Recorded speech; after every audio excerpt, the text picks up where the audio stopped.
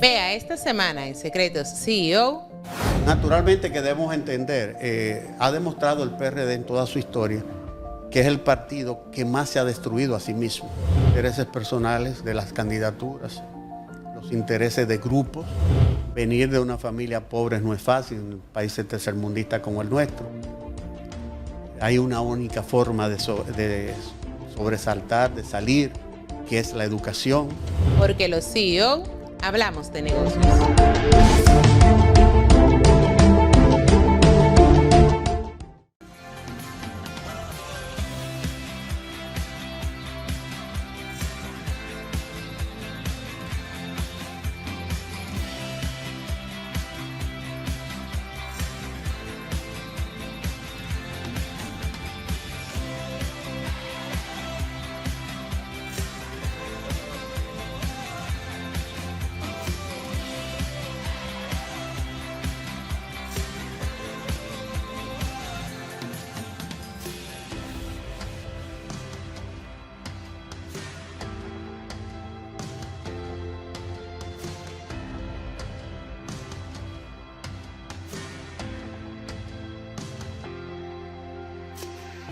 Bienvenidos a un nuevo podcast de Secretos CEO. Como siempre, feliz de que ustedes nos acompañen nuevamente. El día de hoy tengo un amigo de muchos años que quiero muchísimo y está acá conmigo en este episodio, y es Arsenio de Bares, un educador de más de 25 años trabajando para el sistema de educación, tanto acá en la ciudad de Nueva York como en muchísimos lugares más. También es político, aunque yo digo que entes políticos somos todos, pero ustedes más adelante van a ver de que le digo un líder comunitario, una gente que es un excelente también comunicador. ¿Cuántas cosas de Bares? Tengo de Bares aquí, señores. Tengo de Bares conmigo hoy. Hola, amigo. ¿Cómo estás? Gracias por esa invitación especial que me hace y que sean recíprocas esas palabras tan hermosas, porque también mereces tú ese reconocimiento por tu trabajo periodístico. Amigo, de verdad, hoy estoy muy feliz porque voy a conversar contigo y quiero que hablemos y que la gente conozca ese Arsenio de Bares, que tal vez personas conocen al político, otros conocen al educador, otros conocen al hombre, a la persona. Yo creo que conozco a todos, de todos un poquito. Arsenio de Bares, cuéntame de ti. ¿Quién es Arsenio de Bares? ¿De dónde naciste? ¿De dónde sales? Yo soy de Santiago, del barrio Los Pepines, una familia humilde. Somos una familia de 8 hermanos. Fuimos dotados, digo yo, quizás por la gracia de Dios, tener una de las discapacidades que se presentan en las familias, porque tengo 4 hermanos sordomudos, 2 de ellos varones y 2 hembras. De ahí mi inclinación por la educación especial para trabajar con niños con problemas, con discapacidades, producto de esa experiencia que viví, teniendo 4 hermanos en nuestra familia con esas condiciones. Y me motiva, ¿no?, precisamente esa situación a emigrar a los Estados Unidos y estudiar aquí lo que es la educación especial. Ya previamente fui maestro de educación física en República Dominicana, llegué a ser director regional de educación física y ya en el 86 pues vengo a residir aquí a los Estados Unidos y estudio en City College 2 maestrías, una en administración y supervisión de educación y otra en educación especial. Trabajé por 25 años en el sistema educativo de Nueva York. Digo trabajé porque ya estoy retirado del sistema, pero eso nunca uno lo deja. Claro. Porque uno continúa los trabajos asesorando, ayudando familias, dándole orientaciones a familias que tienen niños con discapacidades y especialmente el área nuestra, que es el autismo. Y ahí seguimos haciendo. Pero dentro de esos 25 años como educador, recibiste un reconocimiento de una gran universidad por ese trabajo que realizaste. Sí, la Universidad Cambridge de Massachusetts hizo una evaluación de los maestros hispanos que habían en Nueva York, que trabajábamos en el área de educación especial, y fui seleccionado como la persona para ese reconocimiento por el trabajo, la evaluación que se hizo, por el trabajo que desarrollábamos, específicamente con los niños con problemas de autismo hispanos, porque eso había un tabú y se entendía que esas discapacidades simplemente iban a un sector específico. Sí. Y se entendía que los hispanos no podíamos también tener en nuestras raíces ese tipo de problemas de autismo. Porque no hay todavía, Indira, ningún tipo de evaluación, ningún tipo de estudio que determine cuál es la razón del autismo. No, y hay muchos hispanos. Yo conozco muchas familias dominicanas que Sí, tienen personas que son que autistas. son autistas. Y lo último que se ha determinado es que puede ser que las radiaciones y los elementos químicos es uno de los factores que están afectando para que los niños nazcan con esa condición. Pero fíjate la otra gran sorpresa del problema del autismo, que de cada 10 niños con autismo apenas sale una niña. De cada 10 niños, solamente uno es femenino. Entonces, Mire, eso es algo como de estudio también, ese estudio, correcto. Todavía hay muchos estudios que se están desarrollando. Se han desarrollado estudios sobre las vacunas. Sí, hay personas también que he escuchado eso. Hay incluso muchas personas que no vacunan a sus hijos por esta misma situación, porque Correcto. dicen que hay vacunas que pueden provocar el autismo. Un último reciente estudio determinó también sí que los usos de armas químicas en las guerras Sí. son una atenuante muy decisiva para el problema del autismo. Pero, O sea que son muchas cosas. sí. Pero de Bares, usted 25 años en lo que es la educación, pero ¿cuánto en la política? ¿Por qué te ríes? ¿Cuántos años en la política? Bueno, el problema es que antes que maestro fui político. Me inicié desde los 15 años, en la época de los 12 años de Balaguer. De ahí nuestras diferencias con nuestro amigo común. Sí. En los programas radiales teníamos. Sí, porque nosotros hacíamos radio juntos allá, como dicen popularmente, en el año de la pera, hacíamos radio juntos usted y yo. Sí. Empezó el trabajo político a los 15 años en Santiago con la juventud del Partido Revolucionario Dominicano, y ahí iniciamos.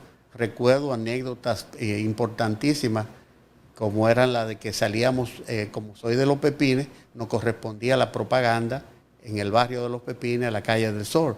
Y recuerdo que salía con Radamés López un día a la propaganda nuestra del partido en toda la calle del Sol, y vino un contingente militar con armas largas. Wow. A dos carajitos, ¿no? Que no representábamos nada. Simplemente nosotros haciendo el trabajo que nos mandó el partido, a poner la propaganda de nuestro partido, y con armas largas nos intimidaron a quitar una por una de las propagandas que pusimos. Una por una. Y ustedes tranquilamente fueron a Tuvimos que hacerlo, imagínate. En esa época no era fácil, la época de los 12 años. Papelito por papelito. Tuvimos que salir una por una a quitarlas. De Bares, pero entonces tú entraste a esa edad al partido que sigues todavía, básicamente, entre comillas, porque el partido PRD pasa a PRM. A PRM, sí. Y sigues PRM. Hasta el mismo momento que ya hace ya 5 años, pues tuvimos que hacer casa aparte, ¿no? Naturalmente que debemos entender, ha demostrado el PRD en toda su historia que es el partido que más se ha destruido a sí mismo. Eso te iba a decir, ¿por qué pasan estas cosas? Porque el PRD recuerdo, porque ahora mismo no puedo decir recuerdo que era el partido con más fuerza, con más personas, pero los intereses personales de las candidaturas los intereses de grupos. Dentro del mismo partido. Dentro del mismo partido. El grupismo sustituyó la institucionalidad partidaria, el mismo grupismo, la personalización de las candidaturas, sustituye la institucionalidad, sustituye inclusive los reglamentos y con ello sustituye la ideología. Nosotros como partido teníamos una ideología que practicábamos y que éramos un referente internacional en la Internacional Socialista sí, a nivel de todos los países del mundo. Y ese grupismo y esa personalización de esas candidaturas pues destruye todo lo que es la institucionalidad, destruye todo lo que es los reglamentos internos del partido y da paso entonces a una confrontación personal, y eso entonces da como resultado lo que hoy es en día el PRD, un partido de 50%, de 45 a 50% del voto a nivel nacional sí, en el país, a llegar a un 5% en las últimas elecciones. Fíjate hasta dónde ha llegado, hasta dónde se ha degradado lo que era el partido más fuerte de República Dominicana, que ha sido capaz de formar dentro de sus filas más de 20 partidos. Ese partido ha parido más de 20 organizaciones. Pero entonces ahora tenemos PRM. Muchas de las personas PRD pasan PRM. ¿No tienen ustedes miedo que en algún momento PRM tenga una pequeña raíz de lo que fue PRD? Tú sabes lo que se arrastra. Esas vivencias se arrastran. Que vimos recientemente unas discusiones incluso. Eso es correcto, eso es normal. Lo único que ahora hay un poquito más de control. Hay un partido con menos estructura a nivel de la dirección. Antes eran 3.000 los miembros de la comisión ejecutiva del partido. Tú te imaginas una comisión de 3.000 personas, para tú poderlas reunir simplemente era un caos. Claro. Porque dicen los estatutos que tiene que ser con el 50 más 1. 50 más 1 es lo lógico. Lo lógico, claro, es el quórum. Es el quórum. ¿Tú te imaginas de 3.000 tú invitar a una reunión? 1.500 más 1. 1.500 algo ilógico, algo claro, infuncional. Claro. Y todo eso fue lo que produjo la catártesis, ¿no?, a la que provocó a que el partido hoy día está en los niveles más bajos de popularidad nacional. Este nuevo partido tiene elementos, no voy a negarlo, de esa vieja historia. Tenemos problemas porque es una cultura de años que tú no puedes cambiar de la noche a la mañana. Claro. Y lo visto es ahora mismo en la administración del Estado. Eso te iba a decir. O sea, todo giró en cambio, el país quiso un cambio y lo logró por tantos años de gobierno del PLD, se hizo el cambio a este gobierno. Pero hay personas que están desconformes con que no han visto el cambio. ¿Piensas tú que eso que se dice que no han visto el cambio es porque todavía está la secuela de cosas o porque está la raíz de desorganización o porque al no tener nunca un país en las manos no saben cómo manejar bien las cosas? No, mira, yo lo que entiendo que no se ha comprendido el discurso del presidente Luis Abinader. No se ha entendido, no se ha interpretado cuando él dice claramente y lo utiliza a cada momento que hay un caso dentro del gobierno, que él tiene amigos, pero no cómplices. Él tiene amigos, pero no cómplices. Le está diciendo bien claro a sus funcionarios que actúen de manera transparente, de manera pulcra, porque no importa, y aquí lo ha demostrado con Macarrulla, con Furcal, ministro de Educación, que es el director, que fue el director de campaña nacional de Luis Abinader. Sí, claro, uno de los hombres más cercanos. Los hombres más cercanos, y lo ha separado del gobierno. Y a Macarrulla, que es uno de los hombres más importantes a nivel económico del proceso de campaña, lo ha separado del gobierno. Bueno, Fulcar no ha sido separado del gobierno, porque bueno, sigue siendo secretario sin cartera, ¿no? El problema es cuando tú dices que tú fuiste nombrado ministro sin cartera, te está diciendo claramente que no tiene función. No tiene función, exacto, porque ¿cuál es la función de un ministro sin cartera? No, simplemente estar sentado en la banca para que a cualquier momento que el gobierno te necesite, tú eres llamado a cambiar, ¿no? Cualquier funcionario. Y esa no es la función de él. No, y una destitución es una destitución. Es una destitución. Y en este momento no era lo más correcto hacerlo de la manera que se hizo. Porque independientemente de los problemas que hubo con la ADP, perderse la ADP, aún y haber ganado la ADP en la oposición, siendo un partido de oposición, y ahora en el gobierno perderla, el problema del contrato con las Naciones Unidas para el programa educativo digital, sí. El asunto de los libros digitales. Eso fue una catástrofe. A pesar de todo eso, debió haber un mecanismo más. Y a días de empezar, a semanas de empezar un nuevo año escolar. Exactamente. Entonces no entiendo por qué se da en ese proceso, que yo creo que Furcade, independientemente de todo, hizo un excelente trabajo en educación. Bueno, recientemente vimos que él incluso fue a pedir que la Cámara de Cuentas hiciera una auditoría de sus 2 años, que entiendo yo debió hacerlo antes, porque ya habían demasiados ruidos y él debió antes decir, miren, vengan y auditen, no importa, pero lo hizo. Lo importante es que lo hizo.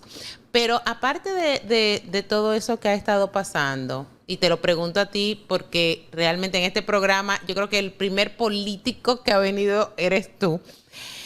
Tal vez hay gente preguntándose por qué están hablando de política. Política es administración del Estado y eso también va dentro de lo que es dirección. El país ha estado también criticando cómo se manejó, por ejemplo, lo de la electricidad. Que se dieron unos bonos, que luego se quitaron los bonos. ¿Consideras tú que fue un buen paso del presidente dar los bonos, luego quitar los bonos, la negociación que se hizo? Mira, este gobierno ha sido el gobierno que más ha facilitado recursos a las clases bajas del país. Y tú debes recordar que con la tarjeta Solidaridad, que hoy es Supérate, el gobierno pasado daba 825 pesos. Este gobierno lo llevó a 1.650, o sea, la duplicó. Sí. Así también duplicó el bono gas y el bono luz. De 300 lo llevó a 600. Y es el gobierno que ha hecho más aporte a todas las organizaciones de trabajo del país. Acaba de entregarle 800 millones a la Asociación de Coqueros del país, 700 millones a los arroceros, igual cantidad a los fabricantes de pollos. Pero no solamente eso. En el subsidio de los combustibles, este gobierno lleva ya invertido para subsidiarlo 38.000 millones de pesos. Que es un tema también que la gente ha criticado mucho, el subsidio de los combustibles. Pero el problema, Indira, ¿qué tú crees que si el gobierno hubiese dejado que fluctuara los precios de los combustibles con la crisis actual de la guerra Ucrania y Rusia, no hubiera forma. No había forma de controlar el país. No. Entonces, lo que critican esto es la oposición porque han visto la forma correcta que se ha manejado esto.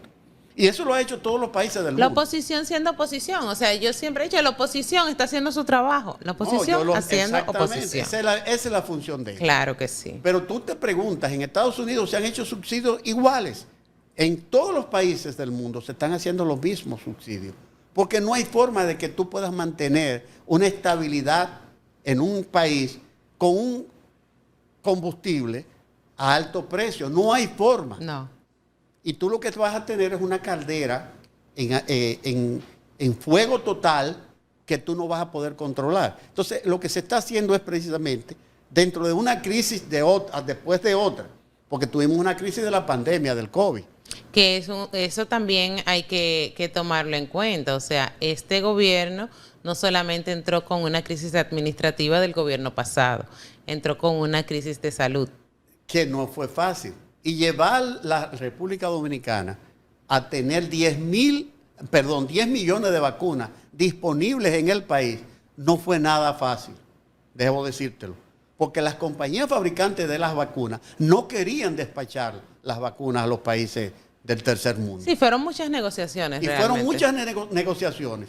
Y fue posible, de acuerdo al pago anticipado, de haber pagado anticipado a las compañías fabricantes para poder nosotros tener los 10 millones de vacunas necesarias, que hoy somos el país número 1 en el mundo con el índice de 1% de mortalidad a nivel mundial. Bueno, sí, realmente hemos sido uno de los países que ha manejado, según se mucho mejor. Y lo dicen los organismos internacionales, no lo decimos nosotros. No, la oposición dice que no. Pero la oposición dice que no. Tiene que decir La oposición dice que no. Otro punto también muy neurálgico ha sido el Ministerio Público. Se dice que si el Ministerio Público ha sido independiente realmente, hay gente que dice que no, que eso es mentira, que el Ministerio Público no. ¿Crees tú que estos casos que ha llevado el Ministerio Público administrativamente realmente vayan a tener una finalización como se espera, como el pueblo lo espera?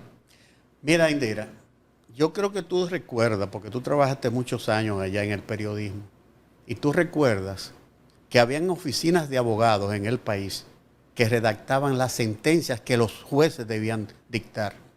Tú debes recordar eso. Sí. Y que habían jueces que eran militares enganchados a jueces. Eso es ya parte del pasado. Y hoy día nosotros podemos decir que tenemos un ministerio serio, responsable, que hay todavía muchos escollos. No podemos ocultarlo. Tenemos todavía muchos escollos que salvar. Pero un ministerio público que ha sido capaz de incluir en las últimas acusaciones familias que no eran posible llevarlas a los banquillos de los acusados, te demuestra que las cosas están cambiando. Apellidos sonoros que no eran capaces ningún ministerio público de llevarlo y someterlo ante la justicia. Hoy están siendo introducidos esos expedientes y hoy se están viendo esos expedientes en los tribunales dominicanos. Eso es cierto. Entonces nosotros tenemos que reconocer que es un proceso. Y yo te pregunto, ¿por qué no quiere el PLD y la FUPU que se incluya en la Constitución el nombramiento del Ministerio Público de manera constitucional y que no sea por un decreto del presidente? ¿Por qué no quiere esos dos partidos que se hagan? Lo que pasa es que cuando las cosas no convienen, no se hacen, como por ejemplo la misma aprobación de nuestro Código Procesal Penal, que dicen siempre que es por lo del aborto. Señores, quitan el aborto y no se va a aprobar el Código Procesal Penal como quieran, porque no es eso lo que lo tiene trancado el juego. Tú lo viste en la ley de no es eso que tiene trancado el juego. Tú lo viste. Exacto, son otras cosas que lo tiene trancado. Eso es lógico. Y si no hubiese sido por la decisión del presidente de la República, que bajó línea al partido y dijo claramente que había que aprobar la extinción de dominio, no se hubiese aprobado. Tiene 12 años en el Congreso esa ley. Pero realmente esa ley será aplicada como se espera sea aplicada. Porque el no tener, no poder... ¿cómo es que se dice? Retroactiva. Ajá, el no ser retroactiva, ahí tenemos un pequeño problemita con el asunto. Hay un handicap porque nosotros, como lo establece nuestra Constitución, la ley no es retroactiva. A diferencia de Colombia, que la Constitución establece que es retroactiva. Claro. Y que puede buscar. Ahora, pero una pregunta, entonces, las personas que todavía no tienen una sentencia, ¿se le puede aplicar esa ley? Naturalmente, si no ha pasado lo que dice la ley, que son 10 años. Se puede ser aplicada. Puede ser aplicada. Entonces todavía tenemos esperanza. Todavía tenemos esperanza. Debares, tú con tanta experiencia política, y ahora tienes el cargo de... Soy vocero del gobierno, vocero gubernamental en los estados de Boston, New York y New Jersey. Exactamente, ¿qué implica ese cargo? Eso es nada más que recibir las orientaciones de la Dirección de Información de la Presidencia, de las ejecutorias del gobierno a nivel nacional, que está haciendo el gobierno, que debo decirte, aprovechar para decirte que el único gobierno que está aplicando el presupuesto del Estado a nivel de todas las provincias del país es el gobierno de Luis Abinader. Entonces nosotros, con esa información, diseminar la información de qué se está haciendo en cada una de las provincias del país, pero también qué se está haciendo en el exterior, como es el caso de la apertura en Nueva York de la oficina de SENASA, de la oficina del Banco de Reserva, Sí. de la oficina del Intran. Ya tú no tienes que ir a renovar tu licencia a República Dominicana. Ya tú vas al consulado y renova tu licencia de conducir. Que son muchas cosas que no se sabían que estaban, y que muchos dominicanos que están en el exterior no lo conocen. Que SENASA hoy en día es el seguro más importante del país. Ya SENASA ha desplazado todos los seguros privados. ¿Por qué? Porque el gobierno duplicó lo que son las coberturas de 1 millón a 2 millones. Entonces, ¿qué está dando eso como resultado? Que todo el mundo ahora quiere ser parte de SENASA. Todo el mundo quiere cambiarse a SENASA. Y el gobierno ha dado más de 2 millones de cobertura para los que no Es que se supone, mi querido amigo de Bares, que todo lo gubernamental debe ser lo mejor de lo mejor de lo mejor, Correcto. incluso en la educación. Por eso dicen que cuando todos los hijos de los funcionarios públicos vayan a las escuelas públicas del país, entonces la educación sería fantástica en nuestro país. Pero déjame decirte algo que es disyuntiva, y uno de los escollos de Furcar precisamente en educación es esa. Mira qué situación se está dando ahora en República Dominicana en la educación. Producto de que 60,000 profesores de primaria y básica están ahora en nivel igualado de salario, producto del 10% de los 110,000 maestros a nivel nacional de República Dominicana que fueron realizados en el mes pasado. ¿Qué está dando eso como resultado? Que ahora todos los maestros de las escuelas privadas quieren ir al sistema público. ¿Por qué? Porque tienen mejores salarios en el sector público. Bueno, pues somos felices si van todos al sistema público. Así entonces el sistema público de educación en la República Dominicana va a ser mucho, mucho, mucho, mucho mejor, y todos los hijos de funcionarios van a poder ir ahí, no van a tener que ir fuera del país, no van a tener que ir a los colegios privados, etcétera, etcétera. Y así mismo va a pasar con la salud, y no van a tener que irse a Miami, a demás sitios, a tratarse un rush en la piel. De verdad, pero si tú eres tan bueno y toda esa cosa, ¿por qué no me nombraron a ti mejor como ministro de Educación en la República Dominicana? No te rías, ¿no? Mira, ahí hay mucho interés. Era ahí que me tenían que poner como ministro de Educación en la República Dominicana, porque usted tiene todo, usted tiene el currículum perfecto, tiene toda su carrera política pulcra, tiene su hoja de vida bien, tiene su hoja de servicio en la educación perfecta. ¿Por qué no de Bares como ministro de Educación? No descarto que en cualquier momento, si el presidente considera que debemos asumir... Debe considerarlo, señor presidente. Ahí hay muchos intereses, debo decirte de antemano. Los intereses no son pocos. Un sector, yo te puedo decir que todo el sector de todas las sectas religiosas son parte del sistema educativo. Todos tienen colegios, todos tienen universidades. Sí, sí, sí, sí. Es bien difícil, es una papa caliente, muy difícil. Yo entiendo que cuando tú tienes los conocimientos de cómo administrar la cosa, pues la puedes hacer. Y si el presidente en cualquier momento entiende que nosotros debemos asumir una responsabilidad de ese nivel, pues estaremos dispuestos. Así será, así será.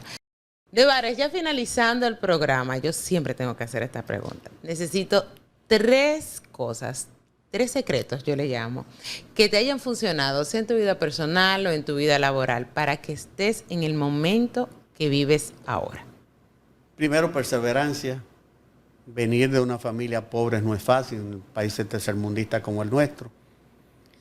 Hay una única forma de sobresaltar, de salir, que es la educación.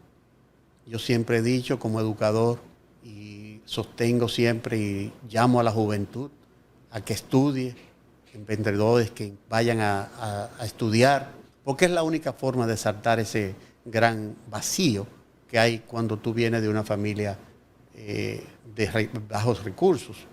Chicos, gracias por haberme acompañado en el día de hoy. Señores, hasta aquí llegó nuestro episodio de hoy del podcast Secretos CEO. Si nos estás viendo por YouTube, ahí debajo está el botoncito rojo, ve y suscríbete a nuestro canal, dale a la campanita para que se active cada vez que subimos un video.